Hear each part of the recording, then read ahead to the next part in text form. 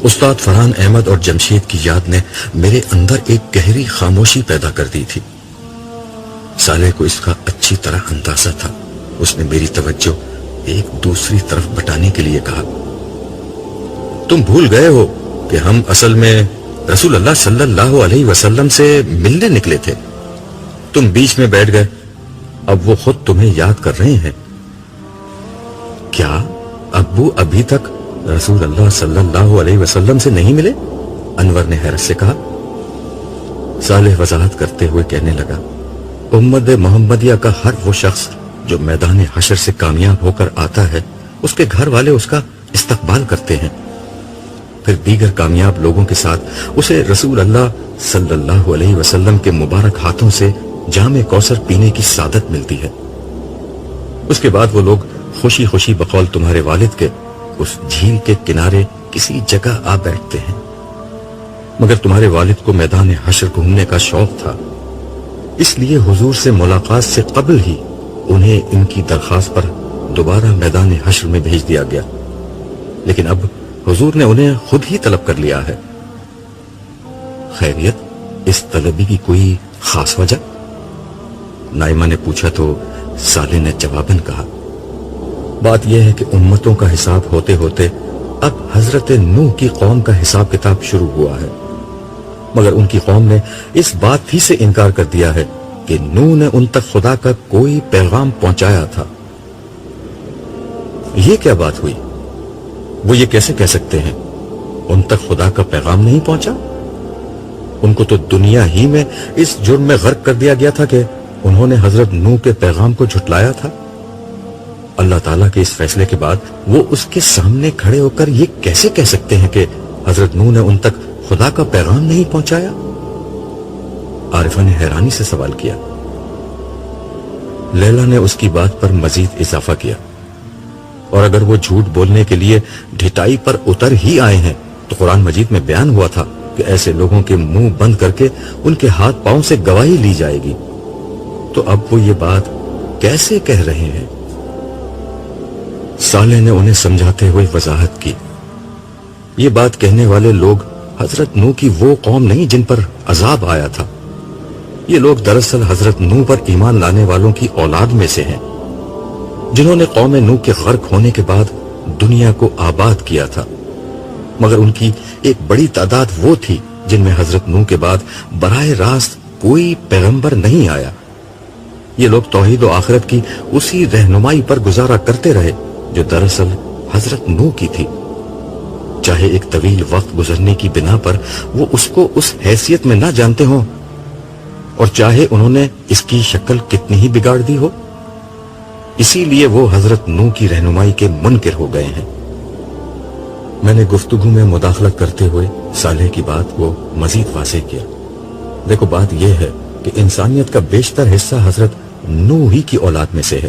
ان میں سے بہت سے گروہ، خاص کر سامی نسل کے لوگ جو دنیا کے مرکز یعنی مڈل ایسٹ اور اس کے اطراف میں آباد رہے، وہ ہیں جن میں نبوت و رسالت کا مستقل سلسلہ قائم رہا، مگر بہت سے گروہوں میں حضرت نوح کے بعد کوئی پیغمبر نہیں آیا۔ خاص کر حضرت ابراہیم کے بعد تو صورتحال یہ ہو گئی تھی کہ ان کی نسل سے باہر کوئی پیغمبر آیا ہی نہیں۔ چنانچہ یہی وہ باقی لوگ ہیں جو اولاد نوح یا قوم نوح میں سے ہیں۔ امتوں کے حساب کتاب کے موقع پر حضرت نوح کی امت کے ساتھ پیش کیا گیا ہے، مگر یہ لوگ براہ راست حضرت نوح کی تعلیمات کو ان کے نام سے اس طرح نہیں جانتے جس طرح اہل کتاب یا مسلمان جانتے تھے۔ چنانچہ ان لوگوں نے حضرت نوح کے پیغام پہنچانے کا انکار کر دیا، اور ان کی یہ بات ایک طرح سے غلط نہیں ہے۔ صالح نے میری بات کو آگے بڑھاتے ہوئے کہا، عبداللہ نے ٹھیک کہا، حقیقت یہ ہے کہ نوح کی اس قوم تک خدا کا پیغام اصل میں امت محمدیہ نے پہنچایا تھا، اسی لیے رسول اللہ صلی اللہ علیہ وسلم کی امت کے تمام اولین و آخرین شہداء کو بلایا جا رہا ہے جنہوں نے پچھلی دنیا میں ان لوگوں پر حق کی گواہی دی تھی۔ آج یہ شہداء بتائیں گے کہ انہوں نے کسی نہ کسی طرح ان لوگوں تک توحید کا وہ پیغام پہنچا دیا تھا جو حضرت نوح کی وراثت تھا اور جو بعد کے ادوار میں ضائع ہو گیا تھا، مگر آخری رسول کی بعثت کے بعد تا قیامت اس پیغام کو محفوظ کر دیا گیا، اور امت مسلمہ نے توحید کی یہ امانت اولاد نوح تک پہنچا دی تھی۔ نائمہ نے میری طرف دیکھتے ہوئے پوچھا، تو پھر انہیں امت محمدیہ کے ساتھ کیوں نہیں پیش کیا گیا؟ وہ اسلام قبول کر لیتے تو ایسا ہی ہوتا، مگر انہوں نے اسلام قبول نہیں کیا اور اپنے تحریف شدہ آبائی مذہب پر قائم رہے۔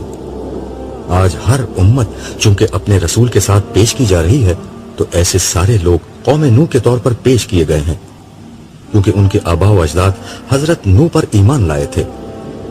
میں نے جواب دیا اور پھر خلاصہ بحث کے طور پر کہا، اپنی قوم کے ابتدائی حصے کو پیغام الہی خود حضرت نوح نے پہنچایا اور آخری حصے کو مسلمانوں نے پہنچایا، جو نوح سمیت تمام رسولوں کے پیغام توحید و آخرت کے امین تھے۔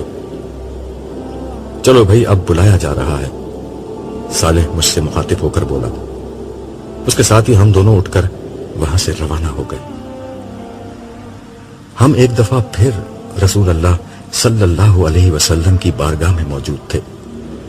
وہی نور، وہی جمال، وہی جلال۔ مجھے یہ محسوس ہوتا تھا کہ میں صدیوں سے حضور کو جانتا ہوں۔ مجھے محسوس ہو رہا تھا کہ جیسے آپ کی محبت میرے دل میں بڑھتی جا رہی ہے۔ میں اس وقت بھی حضور کی مجلس میں پچھلی نشست پر بیٹھا ٹکٹکی باندھے حضور کے چہرہ پر نور کو دیکھے جا رہا تھا۔ حضور اس وقت تک اپنے قریب بیٹھے اصحاب سے کچھ گفتگو کر رہے تھے۔ اسی اثنا میں ان کے قریب آ کر ایک صاحب نے ان کے کان میں کچھ کہا۔ صالح نے جو میرے ساتھ بیٹھا ہوا تھا سرگوشی کے انداز میں مجھ سے کہا، یہ خادم رسول حضرت انس ہیں اور حضور کو تمہارے بارے میں بتا رہے ہیں۔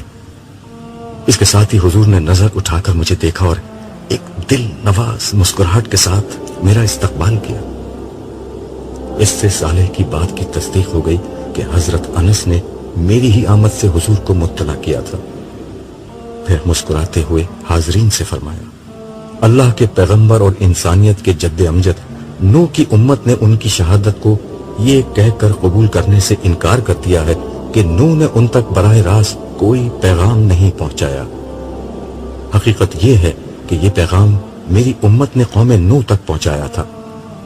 آپ حضرات چونکہ تمام انبیاء کے ماننے والے ہیں اور میری وساطت سے جو دین آپ کو ملا وہی نوح کو بھی ملا تھا، اس لیے آپ کی یہ ذمہ داری ہے کہ حضرت نوح کی طرف سے آپ لوگ اللہ تعالیٰ کی بارگاہ میں پیش ہوں اور یہ گواہی دیں کہ ایمان و عمل صالح کی جو دعوت نوح نے دی تھی اور جو میں نے آپ لوگوں تک پہنچائی تھی، وہ آپ نے بلا کم و کاست قوم نوح تک پیش کر کے میرے اور نوح کے مشن کی تکمیل کر دی تھی۔ یہ کہتے ہوئے حضور نے اپنے برابر بیٹھے ہوئے حضرت ابو بکر سے کہا، ابو بکر کھڑے ہو جاؤ۔ یہ سنتے ہی ابو بکر کھڑے ہو گئے۔ پھر آپ نے حاضرین سے مخاطب ہو کر کہا، یہ میرے رفیق ابو بکر ہیں، ان کے علاوہ میرے زمانے سے لے کر قیامت تک کے تمام زمانوں کے میرے نمائندہ امتی یہاں موجود ہیں۔ آپ لوگ ابو بکر کی قیادت میں اللہ تعالیٰ کی بارگاہ میں پیش ہوں اور اس حق کی گواہی دیں جو آپ کے پاس ہے۔ یہ کہتے ہوئے حضور کھڑے ہو گئے اور اس کے ساتھ ہی سارے حاضرین بھی کھڑے ہو گئے۔ ابو بکر نے رسول اللہ کے ہاتھوں کا بوسہ لیا اور آگے بڑھ گئے۔ ان کے بعد تمام حاضرین نے ایک ایک کر کے نبی کریم کے ہاتھوں کا بوسہ لیا۔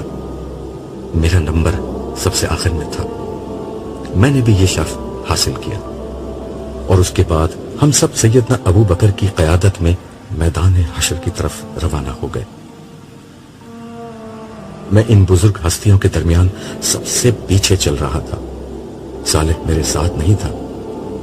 حضور کی مجلس سے اٹھتے وقت وہ مجھ سے یہ کہہ کر الگ ہو گیا تھا کہ یہ کار شہادت ادا کرنے تمہیں تنہا جانا ہوگا، البتہ وہاں سے واپسی پر میں تمہیں مل جاؤں گا۔ میں راستے میں دل ہی دل میں سوچ رہا تھا کہ میں اس قابل نہیں کہ ایسی بابرکت اور بزرگ ہستیوں کے بیچ امت محمدیہ کی نمائندگی کروں۔ مجھ پر یہ احساس اتنا غالب ہونے لگا کہ میں نے سوچا کہ میں خاموشی سے اس مجمع سے نکل جاتا ہوں۔ کسی کو کیا پتا چلے گا، اللہ تعالیٰ میرے زمانے کے کسی اور شخص کو بلوا لیں گے۔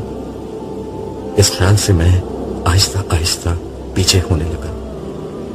یہاں تک کہ میرے اور ان لوگوں کے بیچ میں کافی فاصلہ ہو گیا۔ میں نے موقع غنیمت جانا اور واپس حوض کوثر کی سمت جانے کے لیے مڑا ہی تھا کہ پیچھے سے یکا یک آواز آئی، عبداللہ یہ کیا کر رہے ہو؟ میں گھبرا کر پلٹا تو پیچھے سیدنا ابو بکر کھڑے تھے۔ میں کچھ شرمندہ سا ہو گیا۔ میری حالت ایسی ہو گئی جیسے میں چوری کرتے ہوئے پکڑا گیا ہوں۔ میں نے پہلے سوچا کہ کوئی بہانہ بنا دوں، مگر خیال آیا کہ یہ دنیا نہیں محشر ہے، اللہ تعالیٰ اسی وقت اصل بات کھول دیں گے۔ لہٰذا میں نے صحیح بات بتانے ہی میں عافیت سمجھی، ساتھ میں ان سے یہ درخواست بھی کی کہ میری جگہ کسی اور کو لے جایا جائے۔ ابو بکر میری بات سن کر ہنسنے لگے اور بولے، شہادت کے لیے لوگوں کا انتخاب اللہ تعالیٰ نے کیا ہے، اسی نے ایک فرشتے کے ذریعے مجھے یہ بتا دیا تھا کہ عبداللہ کس وجہ سے واپس جا رہا ہے۔ انہوں نے آہستگی سے میرا ہاتھ تھام لیا اور آگے کی طرف چلنے لگے۔ راستے میں وہ مجھے سمجھانے لگے، دیکھو عبداللہ، اس مجمع میں ہر شخص کا انتخاب اللہ تعالیٰ نے کیا ہے۔ جانتے ہو کہ اس کے نزدیک انتخاب کا معیار کیا ہے؟ میں خاموشی سے ان کی شکل دیکھنے لگا۔ انہوں نے اپنے سوال کا خود ہی جواب دیا۔ تعصبات، جذبات اور خواہشات سے بلند ہو کر جس شخص نے حق کو اپنا مسئلہ بنا لیا اور توحید و آخرت کو اپنی زندگی کا مشن بنا لیا، وہی اللہ کے نزدیک اس شہادت کے کام کے سب سے زیادہ حقدار ہیں۔ دیکھو، تمہارے زمانے کے مذہبی لوگ خواہشات سے تو شاید بلند ہو گئے تھے، مگر ان کی اکثریت تعصبات اور جذبات سے بلند نہیں ہو سکی۔ لوگ مختلف فرقوں اور مسالک کے اسیر تھے۔ وہ صرف اسی بات کو قبول کرتے تھے جو ان کے حلقے کے لوگ کریں۔ وہ لوگوں کو اپنے ہی فرقے کی طرف بلاتے تھے۔ وہ اپنے اکابرین کی بڑائی کے احساس میں جیا کرتے تھے، جبکہ تم صرف خدا کی بڑائی کے احساس میں زندہ رہے۔ تم نے سچائی کو ہر قیمت دے کر قبول کیا اور ہر تعصب سے پاک ہو کر اختیار کیا۔ خدا کی توحید تمہاری زندگی کا سب سے بڑا مسئلہ تھی، اور خدا سے ملاقات پر لوگوں کو تیار کرنا تمہاری زندگی کا سب سے بڑا مقصد۔ پھر تم نے دعوت کا کام صرف اپنی قوم ہی میں نہیں کیا، بلکہ غیر مسلم اقوام تک قرآن کا پیغام توحید و آخرت پہنچانے کے لیے ایک طویل دعوتی جد و جہد کی۔ یہی ساری باتیں آج تمہارے انتخاب کا سبب بن گئی ہیں۔ حضرت نوح عرش الہی کے داہنی جانب ہاتھ باندھے کھڑے تھے۔ ہم تمام لوگ حضرت ابو بکر کی زیر قیادت ان کے پیچھے جا کر کھڑے ہو گئے۔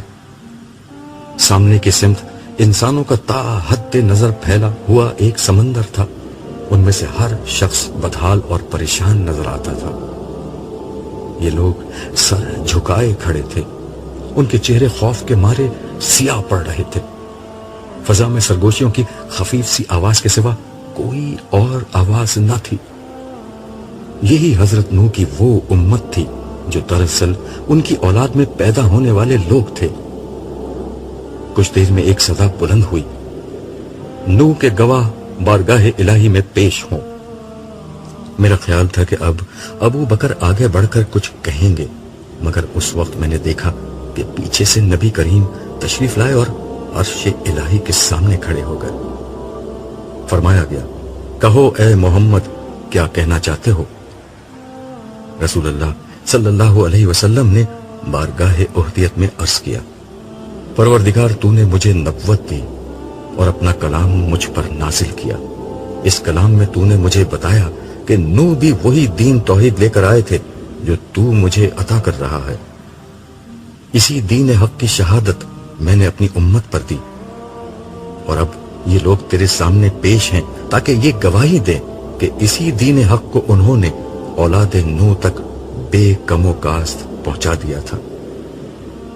ارشاد ہوا، تم نے سچ کہا، اپنے امتیوں کو پیش کرو۔ اس پر سیدنا ابو بکر نے آگے قدم بڑھانے شروع کیے اور حضرت نوح کے برابر میں جا کر کھڑے ہو گئے۔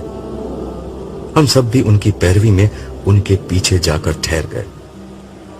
آواز آئی، تم کون ہو؟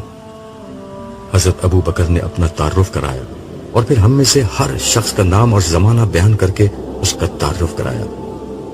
آپ نے عرض کیا کہ ہم امت محمدیہ ہیں، ہم پر آپ کے آخری نبی محمد صلی اللہ علیہ وسلم نے حق کی شہادت دی اور یہ بتایا کہ نوح بھی اسی دین کو لے کر آئے تھے۔ نوح اور محمد کا یہی دین ہم نے دنیا کی تمام اقوام کو پہنچایا۔ ان لوگوں کو بھی ہم نے حق پہنچا دیا جو آپ کے سامنے امت نوح کی حیثیت میں موجود ہیں۔ اس گواہی کے بعد امت نوح کے لیے جائے فرار کے راستے بند ہو گئے۔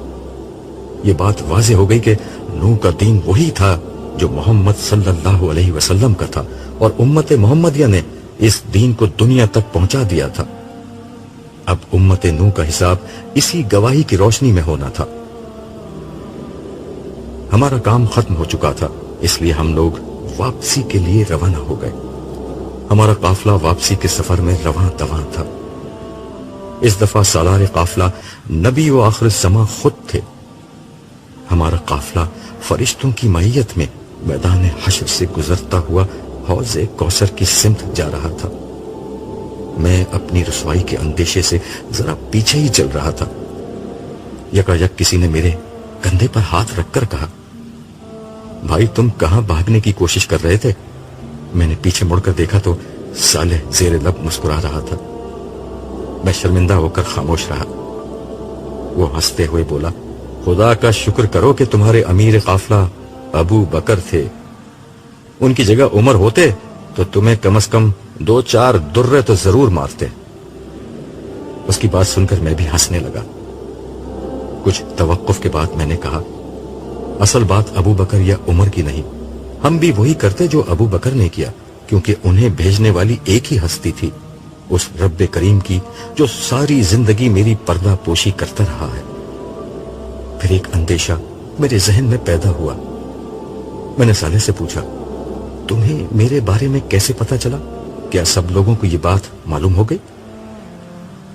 نہیں، ابو بکر بڑے حلیم الطبع شخص ہیں، انہوں نے کسی کو نہیں بتایا۔ رہا میں تو اللہ تعالیٰ نے میرے ہی ذریعے سے ابو بکر کو تمہارے بارے میں پیغام بھجوایا تھا، اس لیے مجھے معلوم ہو گیا۔ ویسے تم نے سچ کہا۔ جانتے ہو اللہ تعالیٰ نے کیا کہہ کر مجھے ابو بکر کے پاس بھیجا تھا؟ میرے جواب کا انتظار کیے بغیر وہ بولا، میرے بندے کو سنبھالو، وہ انکساری میں اپنی ذمہ داری فراموش کرنے جا رہا ہے۔ شرمندگی اور احسان مندی کے ملے جلے جذبات کے ساتھ میں نے اپنا سر جھکا دیا۔ کچھ دیر بعد میں نے صالح سے دریافت کیا، یہاں حشر کے معاملات کس طرح چل رہے ہیں؟ مختلف انبیاء کی اپنی امتوں کے بارے میں شہادت دینے کا عمل جاری ہے۔ ہر نبی اور رسول اپنی امت کے بارے میں یہ شہادت دے رہا ہے کہ اس نے اپنی امت تک رب کا پیغام پہنچا دیا تھا، جس کے بعد ہر وہ شخص جس کا عمل اس تعلیم کے مطابق ہوتا ہے، اس کی خطائیں درگزر کر کے اس کی کامیابی کا اعلان کر دیا جاتا ہے۔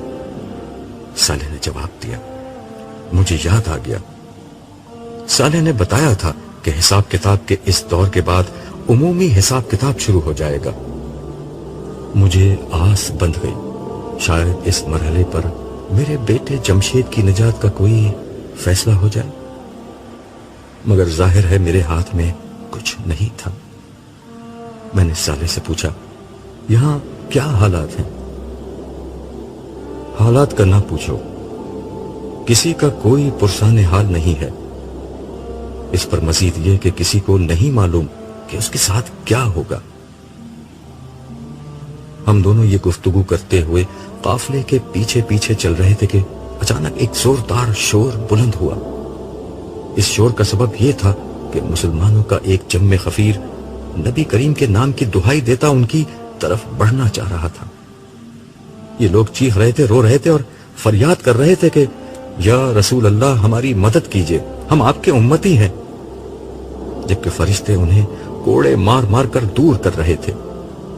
یہ لوگ حشر کی سختیوں سے اتنے تنگ آ چکے تھے کہ مار کھا کر بھی رسول اللہ کی سمت بڑھنے کی کوشش کیے جا رہے تھے۔ انہیں رسول اللہ کی صورت میں بمشکل امید کی ایک کرن نظر آئی تھی۔ رحمت للعالمین صلی اللہ علیہ وسلم نے یہ منظر دیکھا تو فرشتوں کے سردار کو اپنے پاس بلا کر پوچھا، یہ لوگ تو میرے امتی ہیں، میرے نام لیوا، میرے کلمہ گو ہیں، ان کے ساتھ یہ سلوک کیوں ہو رہا ہے؟ فرشتے نے بڑے ادب سے جواب دیا، یا رسول اللہ، بے شک یہ لوگ آپ کے نام لیوا ہیں، مگر آپ کو نہیں معلوم کہ ان لوگوں نے آپ کے بعد آپ کے دین میں کیا نئی نئی چیزیں پیدا کر دی تھیں۔ اس پر رسول اللہ کے چہرے انور پر سخت ناگواری کے تاثرات پیدا ہوئے اور آپ نے فرمایا، ان لوگوں کے لیے دوری ہو جنہوں نے میرے بعد میرے لائے ہوئے دین کو بدل ڈالا۔ حضور یہ کہہ کر واپس حوض کوثر کی سمت مڑ گئے اور قافلے کے لوگ بھی آپ کے پیچھے پیچھے چلے گئے۔ میں بھی آگے بڑھنا چاہ رہا تھا کہ صالح نے کہا، رکو اور دیکھو یہاں کیا ہوتا ہے۔ میں نے دیکھا کہ فرشتے ان لوگوں پر پوری طرح پل پڑے ہیں۔ اسی اثنا میں میدان حشر کے بائیں جانب سے کچھ مزید فرشتے بھی آ گئے۔ انہوں نے انتہائی بے رحمی سے ان لوگوں کو مارنا شروع کر دیا۔ فرشتے ایک کوڑا مارتے اور ہزاروں لوگ اس کی زد میں آ کر چیختے چلاتے اور دور جا گرتے۔ تھوڑی دیر میں حوض کے قریب کا علاقہ صاف ہو گیا۔ مار کھاتے اور بلبلاتے ہوئے یہ لوگ جنہوں نے دین اسلام میں نت نئے عقیدے اور اعمال ایجاد کر لیے تھے، اپنی رسوائی اور بدبختی کا ماتم کرتے ہوئے وہاں سے رخصت ہو گئے۔ میں صالح کے ساتھ کھڑا یہ عبرتناک مناظر دیکھ رہا تھا اور میں سوچ رہا تھا کہ یہ وہ بد نصیب ہیں جن کے لیے قرآن مجید کی ہدایت اور رسول اللہ صلی اللہ علیہ وسلم کی سنت ناکافی تھی، اس لیے انہوں نے اس میں اضافہ اور تبدیلی کر کے دین حق کا چہرہ مسخ کرنے کی کوشش کی۔ ان کے پاس اپنی ہر گمراہی اور بدعملی کی ایک بیجا منطق موجود ہوتی تھی۔ جب کوئی سمجھانے والا انہیں سمجھانے کی کوشش کرتا، یہ اس کی جان کے دشمن ہو جاتے۔ جب انہیں بتایا جاتا کہ قرآن مجید سے باہر کوئی عقیدہ ایجاد نہیں کیا جا سکتا اور سنت رسول کے علاوہ کوئی اور عمل خدا کے ہاں مقبول نہیں ہو سکتا، تو یہ ان باتوں کو بکواس سمجھتے اور اپنی گمراہیوں میں مگن رہتے تھے، مگر اس کا نتیجہ انہوں نے آج بھگت لیا تھا۔ میں یہ سب سوچ ہی رہا تھا کہ صالح نے مجھ سے کہا، عبداللہ، میں انسانوں کو سمجھ نہیں سکا کہ آخر ہر نبی کی امت نے ہدایت واضح طور پر پا لینے کے بعد بدعتوں میں اتنی دلچسپی کیوں لی؟ تم نے اچھا سوال کیا ہے۔ میں خود بھی زندگی بھر اس مسئلے پر سوچتا رہا ہوں۔ میرے خیال میں اس کی اصل وجہ غلط ہے۔ انسان بڑی جذباتی مخلوق ہے، وہ افراد و تفریق کا شکار ہو جاتا ہے۔ انبیاء کے نام لیواؤں کے ساتھ بھی یہی ہوا۔ کچھ لوگ مادیت کی طرف اپنے رجحان کی بنا پر انبیاء کی تعلیمات کو چھوڑ بیٹھے، تو کچھ لوگوں نے انبیاء اور صالحین کی محبت اور عبادت کے شوق میں اعتدال سے تجاوز کیا۔ یہی تجاوز اور خلف بدعت کا سبب بن گیا۔ صالح نے میری بات پر گردن ہلاتے ہوئے کہا، اس افراط و تفریط اور خلف و تجاوز کا سب سے بڑا نمونہ مسیحی تھے۔ ایک طرف ان کے ہاں حضرت موسیٰ کی شریعت کو ترک کر دیا گیا، دوسری طرف رہبانیت ایجاد کر کے ایسی ایسی عبادتیں، ریاستیں اور بدعتیں دین میں داخل کر لی گئیں کہ کسی نارمل انسان کے لیے مذہبی شناخت کے ساتھ زندگی گزارنا مشکل ہو گیا۔ عمل کے ساتھ ان کے ہاں عقیدے کا غلب بھی آخری درجے میں ظاہر ہوا۔ انہوں نے نبیوں کی امت ہوتے ہوئے بھی خدا کی بیوی اور بیٹا گھڑ لیا۔ مگر یار، حقیقت یہ ہے کہ تم مسلمان اس کام میں کون سا پیچھے رہے ہو؟ یہ آخری بات اس نے بہت زور دے کر کہی۔